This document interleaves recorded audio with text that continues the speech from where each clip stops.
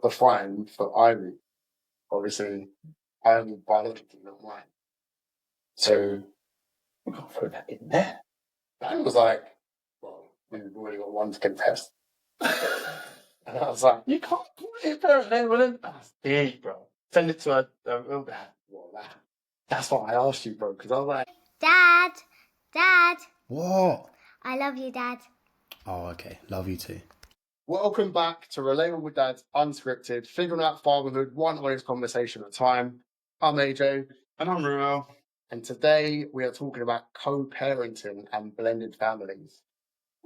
Yeah, cool. Sounds good. So yeah, kicking it off. Talk about your own situation. Talk about it. Kick it off. You speak.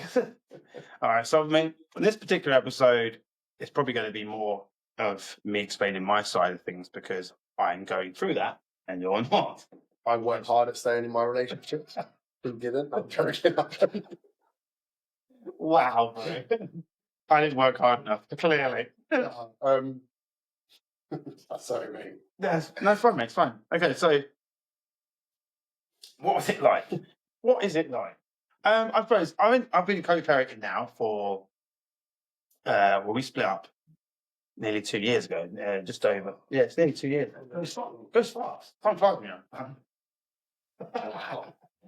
know. No, you know what? It's been nearly 2 years that we split up. For the first part of our split, I don't know if anyone else has listened to this going through a similar thing and when you're splitting up with someone. When you've been living together for 15 years, got kids together, it ain't just like you can go, that's it, the split, and then it just, no, one goes one place. You split up, and then one goes downstairs and one goes upstairs. So you're like, yeah, This is awkward. this is weird. Suddenly you've got a roommate, and it's no longer a partner, or she's no longer a partner, but you've just got this roommate. So at first, we spent a year living together. That must have been horrendous. Do you know what, right? I personally think, I mean, she might disagree. I think I've taken the whole thing. It wasn't, okay, I'm not going to go into details about how it works out, but it wasn't entirely my decision of the split. So in most cases, the person whose decision it wasn't is normally the person that's kind of like fighting against it and kind of battling it out, you know, causing more drama. But I think I didn't really cause much drama. So I'm not like, I think I made it fairly easy, to be honest with you. She might disagree, but I'm not an argumentative person. So therefore I'm not constantly arguing. I'm not trying to create drama. So You kind of born with a penis and a vagina. Wow. Maybe it's that. To be fair, I know some drama queen guys though. It's not really. Hey. But yeah, no, I think for me, it wasn't that bad living in the same household. Obviously, it's awkward, and at certain points she had a boyfriend, so it was kind of difficult because, you know, she was wanting to go out with her boyfriend at points, and that's kind of hard. It's hard to sit and watch your ex go off with another dude and get picked up with a car with another dude. You know what I mean? So that isn't easy. So, but then in terms of like the parenting, we've always been, one thing I'll say about mine and her relationship is we were always really good parents. We weren't always great couple, but we were good parents. So therefore, I feel like if anyone's going to co-parent well, it would have been us, because we tend to get on well in terms of the parenting style. So that's never really been a problem. So in terms of the co-parent, I wouldn't say it's been that bad. Obviously, it's been weird at points, and it's a massive adjustment, you know. But yeah, I think the one of the hardest things is it's not, we put here like how to shield your children from it. It isn't shielding your children from it, because you can't shield your children from a divorce. You can try, but you can't really shield them. I think it's letting them try not to let your emotions like control everything. Like, you know, so I'm like I'm not highly emotional, like in the sense of, well, I say this a lot, but I'm emotional in the sense that I love a cuddle and stuff like that, but I'm not like, I'm always kind of like quite well grounded. So my family often come to me and like, Roo, I'm having stress at work. Like, what would you do? And I'm like, chill out, calm down, think of it in this way. And I was trying to take a different approach to stuff, like trying not to stress about stuff. So, and I think that was the major thing we did with what I personally tried to do with my kids, is to try and show them that I can be an adult in the situation. You know what I mean? So I think if you can, when you're going through that sort of thing, if you can split and show that there isn't any animosity, and that's difficult because in my situation, there was she was obviously had another boyfriend, and that so made things very difficult. But I did that for the kids because I didn't want them to be like, our dad's now like this, and I didn't want them to necessarily see me upset or things like that. So I kind of Well, like a lot of couples within that situation will do a lot of point scoring. So like, all right, you're going out Tuesday with him, so I'm going to find someone to go out on Wednesday.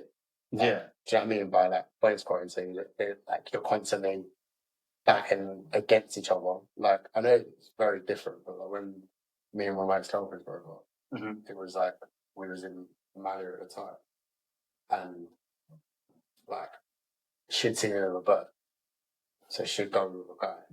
Yeah. I'd see her with a guy, so I'd go and get a bird, and we were just like constantly. I know it's very different because obviously you're big grown people now, but no, but it does. That does happen, and that happens to a lot of people. I think, and I'll be honest with you, there probably was moments like that. I'm not just saying it's the perfect divorce. Do you know what I mean? At the end of the day, it's stressful. Do you know what I mean? It still hasn't ended. Do you know what I mean? So we're still technically financial, so we're still technically divorced. Together. But yeah, so there is a bit of point scoring at points, but I think it's important to, if you want to co-parent effectively, you have to get on with the other parent. And that's what I think. Some people try to co-parent, but they try when the kids are younger anyway. When they're older, and you can just deal with it and speak through the kids directly. You have to speak to that parent too much. But like at the end of the day, right, if you want to you have to be able to communicate in some way, shape or form. And even if you have to put aside all of your differences. And I think I'll be honest, I think that's normally if I was the one that wanted to split, for example, and she didn't, I think we probably wouldn't have been as amicable. Because but I think she would have probably been more like wouldn't have wanted it, so she would have been more angry with it. Whereas because it was her that wanted to split predominantly, therefore I just had to deal with the fact that she'd gone off and she's got a new boyfriend and things. I had to deal with that things, but I deal with that sort of stuff quite well. I don't really, I don't know. We had a good conversation about it, didn't we, before? And you were like, bro, I don't know how you deal with that sort of thing, but I don't know. I don't let anger get to me too easily. See, I'm very. I know that I don't handle my emotions very well, and if I end up getting upset, I'll get angry at myself for getting upset, and then it will just turn into just anger. And I get a fucking like red mist, and that'll be it. You're a Gemini, right? No, Libra. Oh, yeah. Okay. No, so like I know it's a negative, but I allow anger to control a lot of my emotions. Been better over the last few years. I think probably having Rose helped that because I'm like, I don't want him to have the same fucking powers that I have, where I've let anger control the way I handle things. And then I have been fired from jobs for losing my rag. All that kind of shit. And I know it's affected past relationships because I've been angry or whatnot. And I'm not talking about just girlfriends, I'm talking male relationships where I've had friends where I think you're scared. I'm not. Just buy it, but yeah, so it's I've handling my emotions isn't something that I've been able to do in the past. So yeah, I think that's another reason why it's quite good because actually us as a duo, really, because I'm very fucking hot-headed, and he's he could smoke weed. Basically, that's you're my whole thing. This is why I say You're so fucking laid back, you're pretty much asleep most of the time. yeah, I am. That's the weird thing about me because I'm hyperactive, but then really laid back. So I'm hyperactive when I'm a bit high energy and stuff, but then I'm also like just in a certain situation. But my son Corey's the same, mate. Corey's like literally, you can say to Corey, right, Corey, we're going to go and do this now. He's like, okay. No, actually, no, we're not doing that. Okay. And now we're going to do this now. Okay. There's nothing really fazed him. Whereas if I said that to Callum, I said, oh, Callum, we're going to do this. Why are we doing it? Why are we doing it? How come we're doing that? Why are we not doing the other thing? He just freaked out. You know, he's like, I need to know every detail, everything. And he's like, Dad, you're not telling me anything. So I think, yeah, I'm just much more just a laid back. I just like kind of go with the flow, but also I'm very aware of how my emotions can affect other people. And I think sometimes I say this. So laid back isn't always the best thing. It isn't always the best thing for sure because you get walked all over quite a lot. No. Do you think so? With your laid backness, do you get that as people thinking that you actually don't care? Because I imagine, like, yeah, maybe. I've not really. I can't think of a time of experience that people don't think I don't care as such. But because I'm still a very passionate person and stuff. But I think where it's kind of probably been worse for me is where people take my kindness for weakness. So there's been situations where, because let's say I'm not going to go into full details, but there's one point where my ex's boyfriend we had a conversation on the phone, whatever, and I'm not going to go into details, but basically there was a bit of like a thing there at one point, and I had to say to him, bro, don't take my kindness for weakness. I'm kind and a respectful person because that's how I choose to be. And a lot of people can sometimes think, like we were joking around in that last podcast, there is a side to me where I can be. So thank you. There's a side to me that I can be a little bit crazy at points. I work on holding that side back on purpose. I'm not saying I'm not an aggressive person, but I think like particularly any man has an aggressive side to them, and I think that's important to have that. But I work hard at controlling that, and I think it comes from a young age. Bit deep, a bit different, but there was a point, and we probably talk about this in our mental health episode, but there was a point where I used to get so angry that I used to like get in the toilet and I couldn't do nothing about it.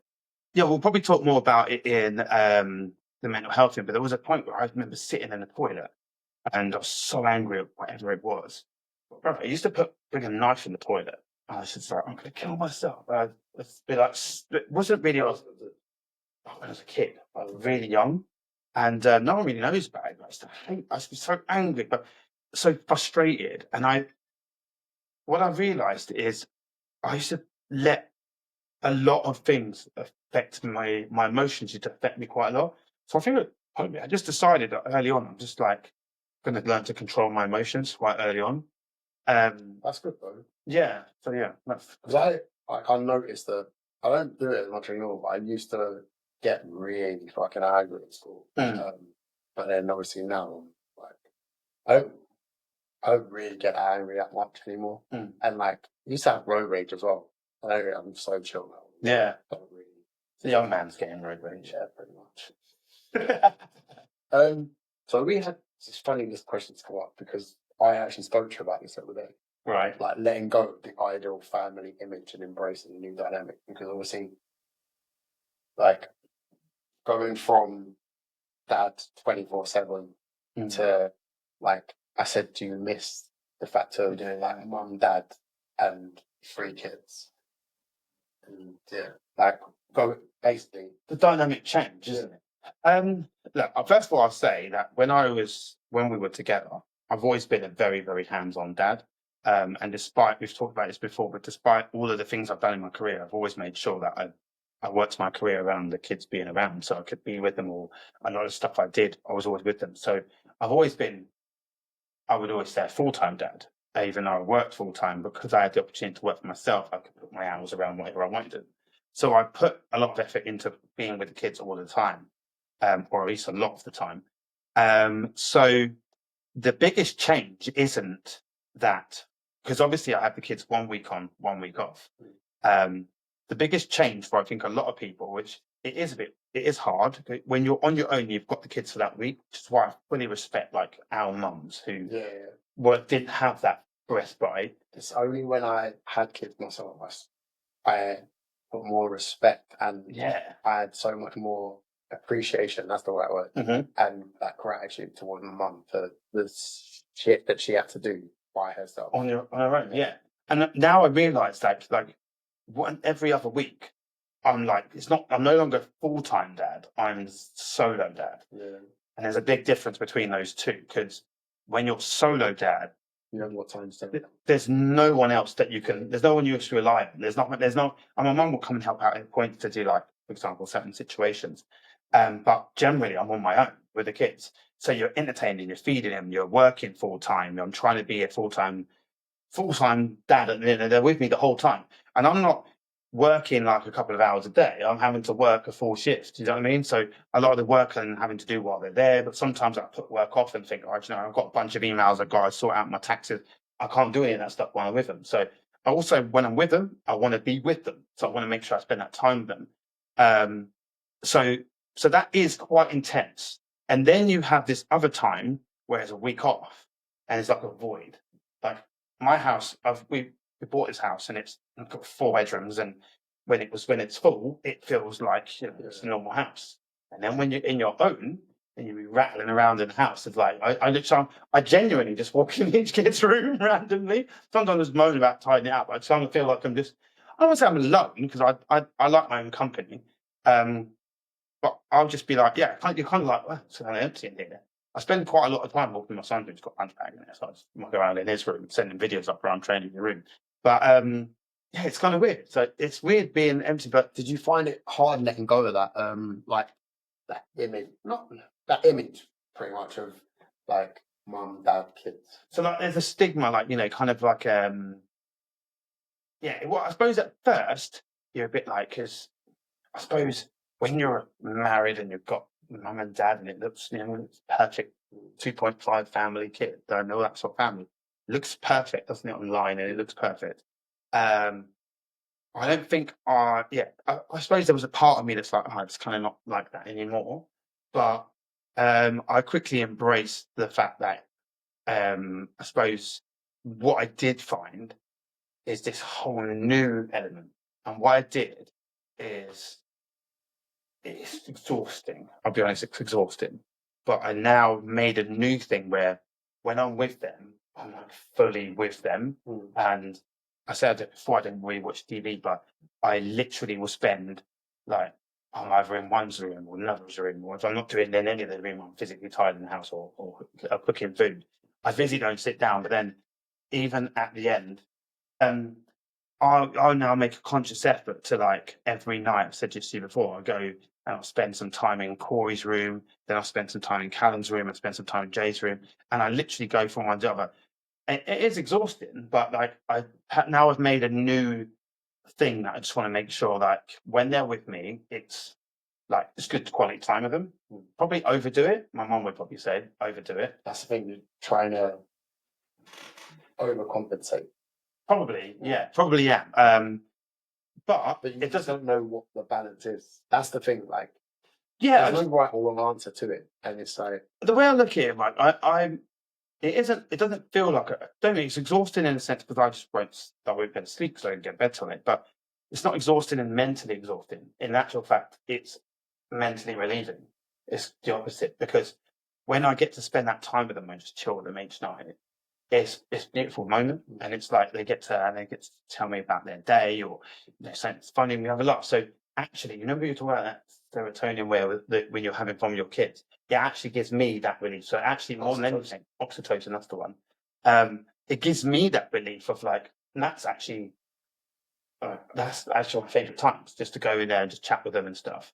But then I also know that you've got to go to bed. Then I was trying to stay a little longer.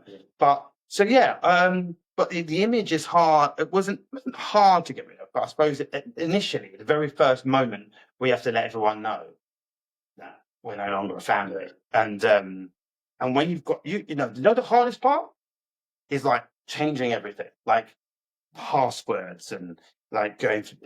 Never had my banking card password, all my different passwords, anything of my stuff. Do you know what I mean? Like all that sort of thing was all linked together. You've been together for 15 years. Everything's like your Netflix is linked. Everything's linked. Do you know what I mean? Every episode. Ban that Netflix account. Yeah, well, look, to be honest, actually, Netflix actually came out of her account, so Oh, she yeah. banned me off it. But so it's little things like that, like all those sort of things. Is kind of like that's the hardest part to adapt to. To be honest with you, kind of like figuring all that out, and then obviously, I say she lived with me for a year, and then she ended up getting housed. So she's got her own home now, but yeah, so that made it things a lot easier, and then could find my own new norm. You know what I mean? Just touch on the first week of, like, obviously now she's got her own house, and then you've obviously come to the amicable agreement of 1 week on, 1 week off. Wednesdays, like Wednesday we swap over, yeah. So that first week of that first Monday of them going to hers, because obviously this has been their home for the last 6, 7 years. So then that first week it's that Monday, and they're not here. Yeah, it was weird for everyone, I think, and it would have been weird for her because there's a moment of relief because it sounds awful. I don't mean it in a really horrible way, but like I was kind of thank God she's gone. Like, which No, it must have been fucking. it's hard to live with your ex for a year. Do you know what I mean? So it's like thank God she's gone. Like, there's a big relief. There was a bit of hard times around that, you know, the furniture and things like that made it difficult. But we're not going to go into those details. But there was a bit of time. I was a bit like, God, that's happened. It was probably one of the most stressful times just before that point. Because there was a few little mini argument things at that point. But then when they first went to her house, it was like, again, it was like, say, thank God that she's gone, but then also now they have gone, and it felt a little bit quite lonely at that moment. I remember my mum calling me, and she was like, "Really, there's probably going to come a time where you're going to have like a bit of like a meltdown or some sort of real down." And I was like, "Man, I'll be all right. I'm fine." And I never really had a major one, but I definitely feel there was moments where I'm like, "Oh man," sort of thing. But then, I wish we were closer around that time because I know that like the way I am might have been like, bro, you right? So, yeah, like I would have just reached out to you and been like, if I'd known what was going on, I would have been like, yo, you good? Like, even if you a never- few people did. To be fair, I like, know that you would have been like, yeah, I'm fine, but I know that yeah. To be honest, you probably would have. I kind of locked my you would have answered. You would have well, answered. like, screw me, I'll have a party, isn't it? No. Do you know? So, look, I had a lot of people that reached out to me at points and stuff like that. And my friends would say the same. But I'll be honest, like, yeah, I needed to deal with it. I needed to deal with it, and I needed to deal with it on my own. I'm the kind of person. I'm weird like this, right? So, again, to go into too many details, but I will put myself through the pain so that I can get over something. So I did this. I think we had a conversation. I'm not going to go into details, but there's certain things. For example, when I experience, for example, certain things. For example, when she left me, for example, whatever. When she was with her ex or her new partner, rather, I wanted to see her go to the car with him. I wanted to see her go. Like, I wanted to see that stuff because for me, I never wanted to go. I will never go back. So therefore, I needed to feel all the painful things I could feel in that. Does that make sense? So there's no, and then like there's nothing else. Yeah, I always put myself in an uncomfortable position all the time. So when I say like I sat at home here on my own, you'd have said, "Oh yeah, come over," and then I had people over every week. I never dealt with it. Yeah. So I just when it's something difficult, I just hit it head on. I don't like this. This is horrible. It feels horrible. So I just deal with it there and then. And it isn't always easy because sometimes I put myself, and my mum was worried at me for quite a while, to be fair. Probably still is, but and maybe I haven't quite dealt with it all. I don't know, but I don't ever feel unhappy. I don't think. I don't know. That's always like spoke off there and it's like, yeah, about that situation. So like I always say that I'm massive credit to her because the way you handle it is the way that if I was to go through something similar, I would want to handle it. but I know my own. I know my own way and my own headspace, and yeah, like I'll probably be in prison. I don't handle things the best way, and like credit to you, like massive house and respect to you because I handle things. I handled it any way I feel I could. no. And it's only for my kids to, at the end of the day, that's their mum, and I wanted them to kind of appreciate that actually. This is how men handle situations. We don't need to handle it with aggression and emotion. We can. Was you amicable from the jump?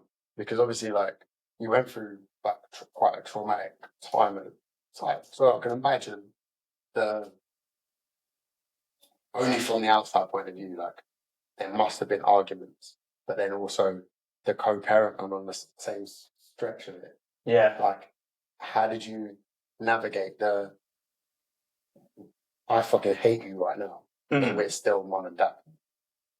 And in all honesty, so for many years of my relationship, not necessarily being 100% happy with it.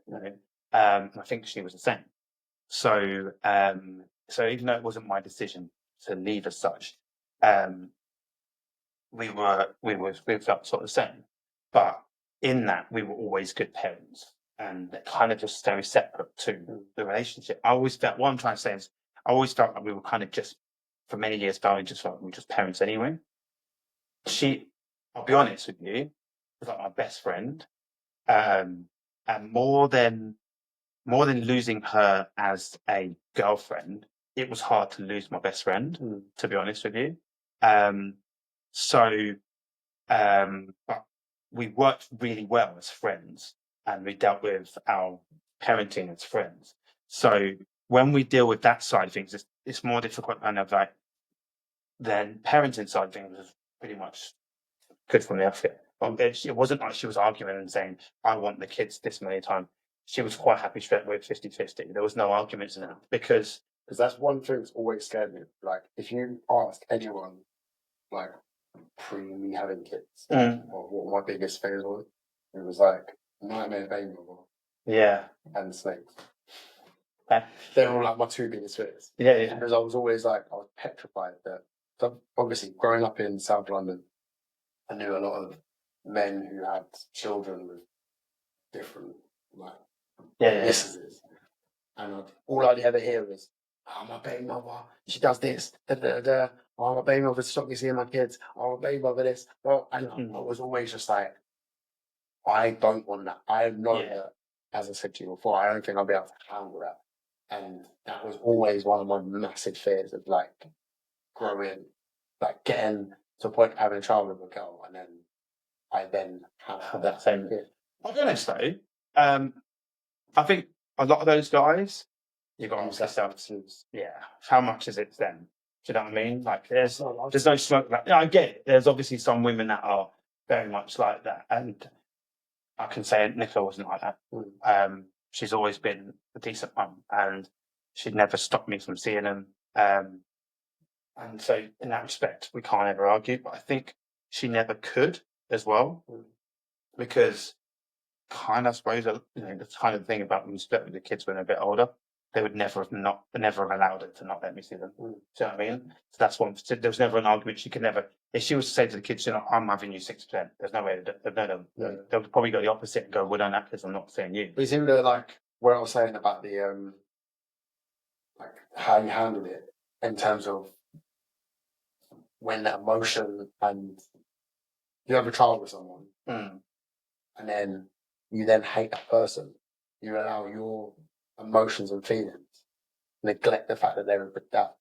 Then be like, oh no, well, I'm not letting you do this. I'm not letting you do that because you're allowing your. This is what I'm always like. That what I was saying, I was scared. It was like if me and her was to break up, and then use whatever we had as a breakup to stop you from seeing the child. Yeah, like a weapon. That's what I was trying to say. Weaponizing your children. And I cannot stand. Men do it as well. I'm not saying I'm not. Oh yeah, not angry, but like using your kids as weapons and when I'm saying like the point scoring things. Like you like point scoring with your kids and stuff like that. And I know that when a lot of families break up, like the mum will be like, "Oh yeah," like it's such a landmine area. Yeah, it is. I think it takes both, and I'll be honest with you, like she's not been like that. It's good for And it's good, yeah. And I think ultimately it's good for the kids. 100%, and I think that's why she's not been like that. But also, I think because I had such a close relationship with the kids the whole time, she could never be that way because because I've always been close to them. But I will also say I don't hate her. And I'll put that on camera. I don't hate her. I don't have. What were you saying? Yeah. No, I'm joking. I'm joking. No, I don't hate her. I think I'd like to say at some point we could be friends because I think we were friends before. And if anything, if I miss anything about it, that friendship of like we were cool together, we had a laugh together at points. I'd like to think that we could be friends at some point in time. I've said this to her before. I've heard the way you speak and how you're like when I've heard you on the phone, bro, I'm like, we still obviously get on to a point. Do you know what I mean? Yeah, no, definitely, because you have to anyway. But I don't feel like that's difficult. I don't. At the end of the day, she might have been the one to decide to leave, but in the same breath, our relationship wasn't great. So, in many ways, I would say that she was the brave one to decide to do that. And because it ain't easy to leave a relationship, is it? Let's be honest. And we can all sit and stay in a relationship forever, but that we're not really happy with. And I wasn't particularly happy for that. The whole everything around that is what it is. But I don't hate her for that at the end of the day. I think she made a decision that probably wasn't exactly easy to make, but she made the decision that she felt was right for her. And on the flip side, now you both have a level of happiness which you didn't have before. Yes. So there is a positive outcome to it. Yeah, and I think that's the thing, and I think that probably helps that I feel happier now generally. And yeah, I just think look, life's too short to be hate people. I don't hate anybody. I'm not a hater. Life's too short at the end of the day. You just got to live life. You can only, I think whenever you hate someone, you put so much energy into hating that person that it actually doesn't affect their life. It only affects your life. So when someone leaves my life or leaves my whenever, I just let them go. Because at the end of the day, you can't hold anyone down. You can't stop anyone from doing anything. And if you hold on to that person or you hold on to a grudge, it's only you that's holding the grudge, and it's only you that's dealing with it. So sometimes you just got to let it go. There's a funny philosophy thing. Well, I should let it go. And, there's a philosophy guy, and it says basically he talks about how if you're carrying a weight. And you carry it around with you, and every time you have stress, it's like you're carrying more and more weight. It's just easier to put it down. Exactly. Put it down, we'll do some squats with it or something. So use it in a way that positive. I'm not even joking about that, but use it in a way that's going to positively propel you. And that's what I try to do. I'm not going to say it's easy. And I'm not like some guru that's got it all figured out. Let's be honest, And there's been some times, and. But I try to behave that way, and I actively try to behave that way. And that's what I think if you try and you put that effort into that, you'll be able to do it. So in terms of like calendars and scheduling, like, how does that work? In terms of like, obviously, It's a nightmare. No, it's not so bad. Do you actually have like a dual calendar where you can be like, right, the kids have got this task coming up, that task coming up. So do you add it into there? So because my memory is like a fucking goldfish. So if me and Dad would break up and she was like, oh yeah, the kids half term's it. Don't tell me that. Write it down. I'm not gonna lie. So throughout our relationship, that's one. Nicola is probably one of the most organised people I've ever met. She has stuff organised from way back, what younger. And she would have been the person that we're going to be doing this. We're going to be doing this. She planned. And sometimes that's great, but other times she used to wind me up for I'm going to do this, but she's already got things planned in. So But now it works out. It's week on, week off. Those week on, week off has been put into my calendar, and I put it in for the next 10 years. Do you know what I mean? So it's there in the calendar. I don't book anything on her days with the kids. She doesn't tend to book anything on my days with the kids. Simple as that. There has been a couple of times where, like, for example, we do the Wednesday crossover, but that's only like an optional thing each week. It's not like our main thing. Okay. So if it cancels that one, fine. It is what it is. We both just kind of go, okay, that's cool. And I think at the end of the day, if she says to me, oh, I need this on this day, and I go, and I can do it, I'm like, yeah, seems right to me, it's fine.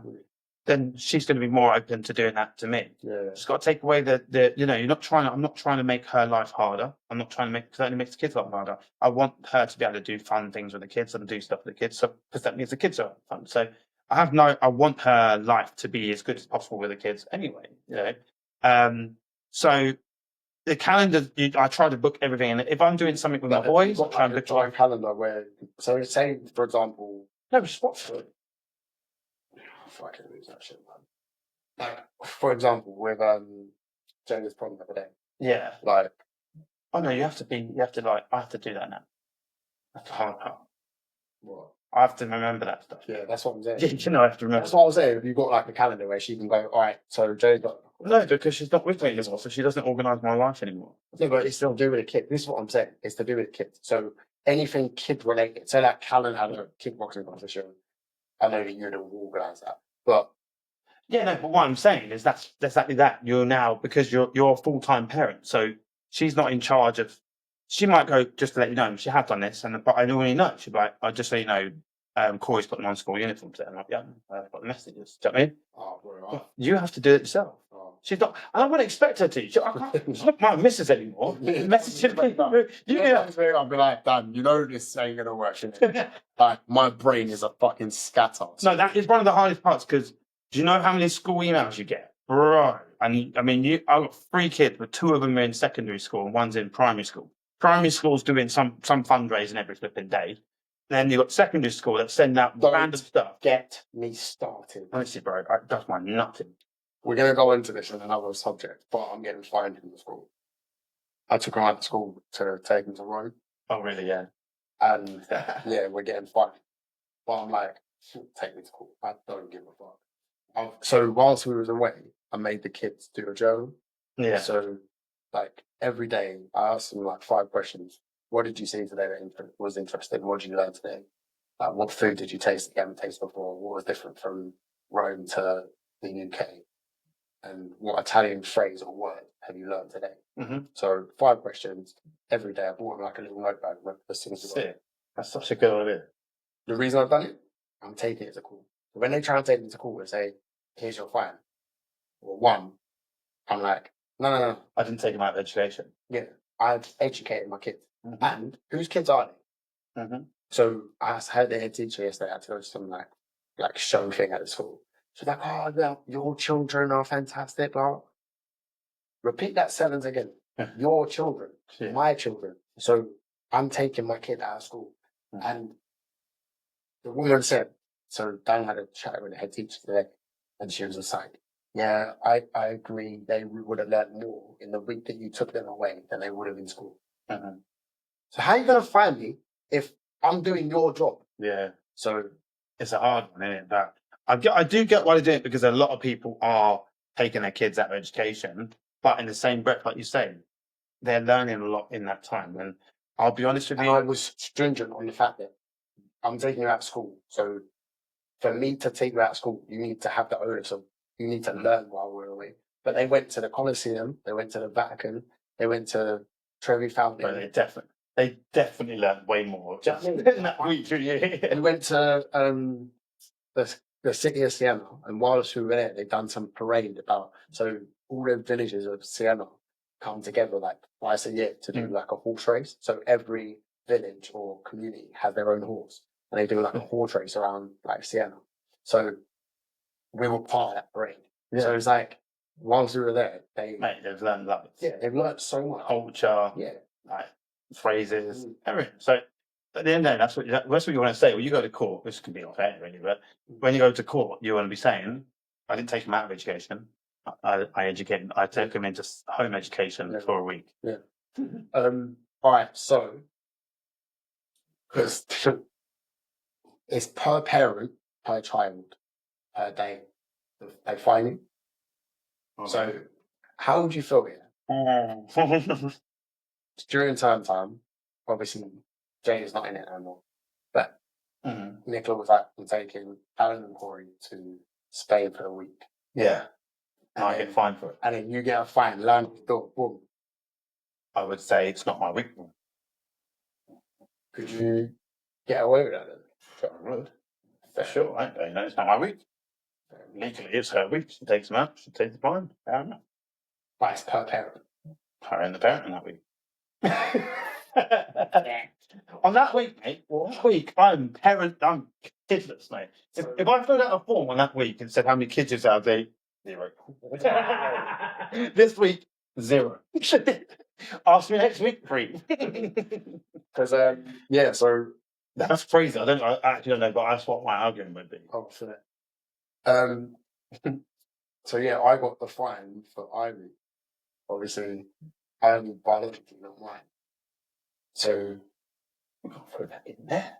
Dan was like, well, we've already got one to contest. And I was like, You can't call it a parent then, well, that's deep, bro. Send it to a real dad. well, that's what I asked you, bro. Because I was like, I wonder, like, because obviously, because they go by like birth certificate. That's They go by crazy. birth certificate. But I'm not on a birth certificate. So you can't send them fines.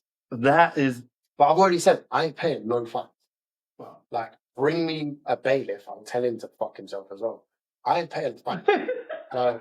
Whose children? this is where Asia's anger gets in his situations. Well, mate, it does me in, man.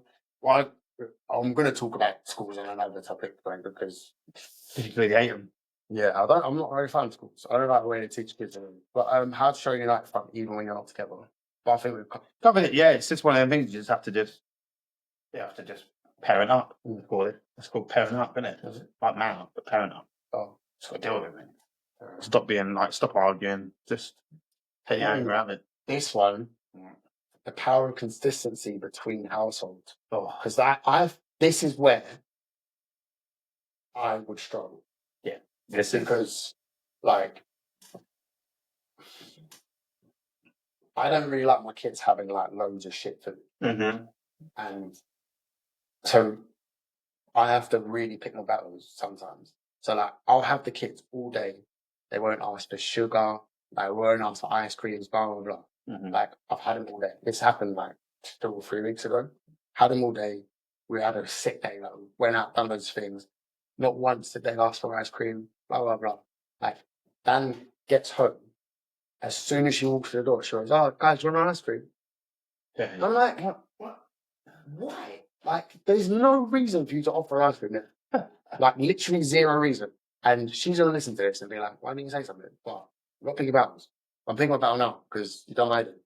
And you're not here, so we can. Yeah. So we can do Ruel, not you, fuck off. But like, but yeah, so I'm just like, I know if me and her were to break up there, like, that would do me in because I know that my consistency of like. But you're trying to say you're better than her. Wow. You trying to stir shit? You try to stir shit with me and Every episode. and now you're trying to show me and Dan. It's not that big. But like, It's not better, it's just does things slightly differently. I just know. No, but like, I do think that side of things I think we would argue loads about, and I'll try not to, but then, like, The way that works from a law standpoint is when the kid is with you, it's your rules. When the kid is with the other parent, it's not your rules. You don't have any say from a law point of view. Now, for me, obviously that's difficult. As a parent, that's difficult, right? But, for example, we said earlier that my son, my youngest, at his mum's house, she's given him like a real phone. I'm not supposed to know about it, but I know about it because he's told me about it. But it's like kind of like, oh, I'm not allowed to have it. oh, everyone knows about it now. Well, yeah, everyone knows about it, yeah. But I'll never have him. I'd never have him. He knows that he'd never have that stipend treatment. So So I've come to say now, like basically, when you're at your mum's yard, that might be one way. But when you're with me, this is the rules. And the hardest part is that Monday morning, Monday after school, when they come back. When they come back, the first day back, they kind of go, this is what I'm used to. It's like, and it's like takes a day or so to get them into the routine of being at mine. So I'm not saying again it's better or worse, whatever, right? But at the end of the day, it's a different routine to what she has. And there are parts of that routine that they like, and there's parts of that routine that they don't like. You know what I mean? So, and I don't know what she does there. I don't ask them. I'm not interested in what their life's like there. They tell me certain things of certain stuff, and that I'm just like, okay, cool, that's nice, good to know. But no, make no difference to me. Obviously, it's better that I don't know. Like, for example, if she let them to have like too many things, whatever, or maybe late nights, whatever it is. Do you know what I mean? But you just have to accept that you can't control everything.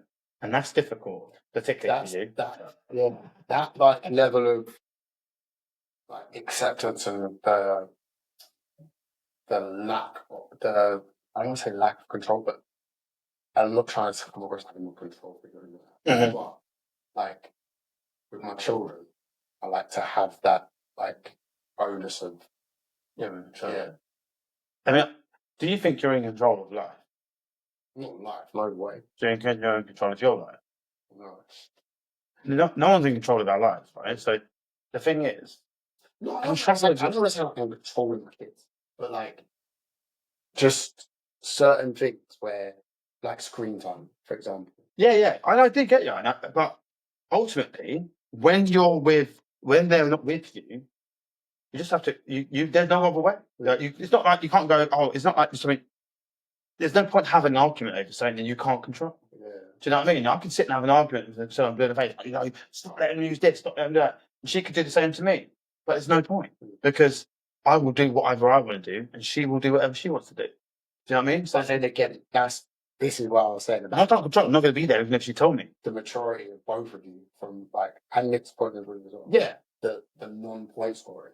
Okay, so come to me and you all the stuff that you don't want him to do should be like, right, you can do all this stuff because you don't want to do that. And the co-parenting alignment is good on that side of things. Like, so at the moment where like both me and Dad are together and like, we raise our kids together and co-parent really well, like I personally co-parent.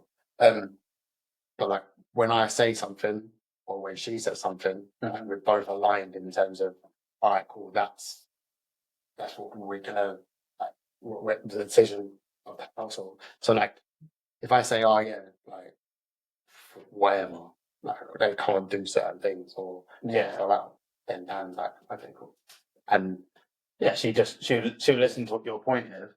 I think at the end of the day, one, you don't have a choice. So you can only trust the other person.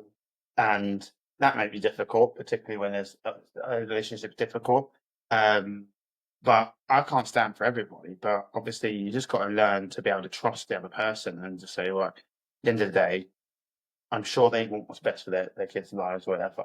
But it's difficult because sometimes what happens is some parents try to be the kid's friend and try to be like, pally. But you just got to find the way I look at it, I just focus on my life and relationship with them, really. And I don't know how she does things. I don't really get too much involved in what she's doing. I just try and think, I want to make sure for me, when they're with me, they have a good time with me. We communicate well. We eat as well as possible. And we have as much fun as possible. But they're also being respectful. And they're the things that I try to aim for, really, I suppose. I don't think about those things, but that's the time. They're the things. And then once they leave my house, and it's no different to when they go out to school. Kind of like I say to my kids anyway. Like at the end of the day, my kids have said to me, like, Dad, would you tell me if you call me swear? Like if the teacher told me, or someone told you I swore. I said, look, you guys can swear as much as you like. Okay, but if you get caught, you're in trouble. Simple as that. Simple as that. So if their mum, and she has, called me and said, this is happened, and this has happened loads of times, called me and said, like, Callum's behaving, because no one's bloody Callum. Doing this, he's done that, he's done this, he's done that. And there's been plenty of times that she's called me for that. And I've had to tell him off. I'm like, bro, You need to respect your mum. Simple as that. And then he'll come in and say, but yeah, but she's done, and I'll back her because I still will back her. Do you know what I'm saying? And I think so. You kind of still have to be that way and have each other's backs to a degree as well. I remember there was a time when we very first split up. We lived in the same house, and the kids were a bit confused, and it was kind of like Helen said something, Mum did that, Mum said this, and then so he's talking to his mum, and then he was talking to me at one point. Anyway, I went into the room and I said, this is what I said to him. Look, I want to make sure you're aware of this now, mate. This isn't just because me and your mum have split up. This isn't you and me versus your mum, or you and your mum versus me. I said, this is me and your mum versus you still. I said, we're still on the same team, all right? Just because our team is, well, I said, just because our team is now, we might be living and separate, we're not together.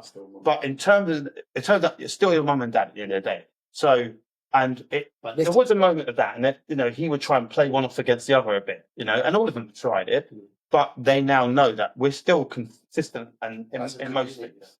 But that's what I'm saying. It's very admirable that you have that unity, because there's not a lot of relationships or couples who would still be mum and dad. It's very much team dad, team mum. And it does veer away from that at points, I imagine, too. But you just try and think about keeping that in mind as much as you can. And at the end of the day, if you can be that way and you show respect to their mum, they'll show more respect to you than to their mum. Do you know what I mean? And I try to, like when our very first introduction, you heard Callan say about respect, and because I'm very much a part, and that's a big thing for me. So at the end of the day, having watched it, go back to our old YouTube. Yeah, have a look at the introduction. You'll see Helen says about that's one of my things. I'm very much into respect. So at the end of the day, I try to respect all people, and I don't judge people, but I try to respect everyone's opinions. And that's, I think, if we could all be a bit like that and try and understand. I think it's being empathetic to everybody else. I think that's if you can be empathetic and realize that actually, even though she might do something to me or I might do something to her, you've got to try and remember that things come from emotion, and it's no point getting offended by it. But as much as you can anyway. But it isn't easy. Yeah, I think we've covered pretty much everything that there is to cover, really, in your kind of journey of going from married to non-married. Yeah. Well, yeah. Just so weird, mate. Family of 5 to now mum and dad separate. Family of 4, yeah. Now we've the end of it, it's weird because you've lost a member, and don't get me wrong, it's always if there's anyone watching it's thinking what I said to my kids when we very first split up, I said, and she said the same, is there's going to be some really bad points, there's going to be some really hard moments, but it's going to get better. And I said this in another podcast before as well. Bad times, they don't last forever. So, but it takes both. It takes both parents. Work at it, put the effort in, try to lose the anger, try to lose the emotion, sort of see it more as a business transaction, if anything, and be as kind as you can to each other. Because there was love there at one point. Exactly, and at the end of the day, you were friends at one point, so you can try and use that, or just do it for the kids at the end of the day. And that's probably the best way to deal with things. If you can. I know it ain't easy, and not everyone's got the ability to do that, but I think the best thing you can do is try and look at things from another person's perspective. Yeah, 100%. So now, if you can do that, and you can look at it from their makes it a bit easier. Right, well, today was a little bit different. Not different. I think we've covered quite a lot, to be fair. And I think there's a lot of people that are going through similar challenges within their own lives, and because I think it's not financially viable for a lot of people to just be break up and move out straight away. And that's difficult. That year must have been torturous. I know I would fucking bad torturous. I would have done in one of HMP's finest during that year. It ain't easy, but it is what it is. So yeah, this is one of your Sunday episodes, so we'll be back on Wednesday with another one of our reaction videos or something a little bit different. What's that in mind? Sounds good. All right, sound well. Yeah, see you on the next one. Peace. Dad. Are you finished yet? Dad? Yeah, man, we finished this episode now. Come on, let's go out, kids.